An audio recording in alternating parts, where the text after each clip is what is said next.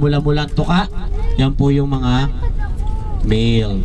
Yung meron naman pong grayish brown feather with black beak o yung may black na tuka, yun po yung mga female. So yung ostrich po, they are the largest flightless bird and they are the second fastest running animals po in the world. So anong tawag mo sa mga baboy na yan? Baboy damo! Baboy damo. Hindi po. Hindi po yan baboy damo ha. Ang tawag po dyan is pot-bellied pig. Native po yan from China.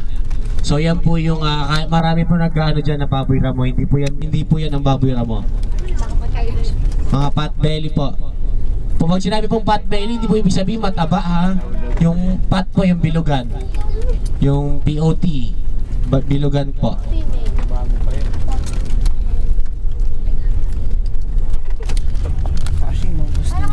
Tanong pa po. So yung mga baboy na yon, yun po yung mga trainable na baboy. So they are considered po Rosa deer.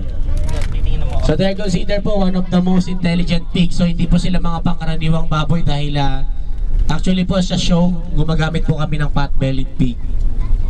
So by the way po, kung makakapanood kayo ng show, makikita nyo si Dora doon. Nag-ano rin siya, nag-show.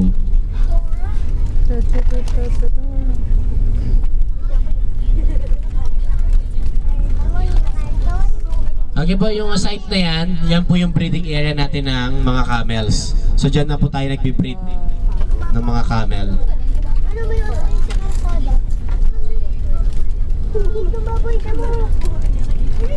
Okay po, at your left side, this is our female ostrich. So yan po yung mga female ostrich natin. Female ostrich. So napapansin nyo po na wala na po yung balahibo nila.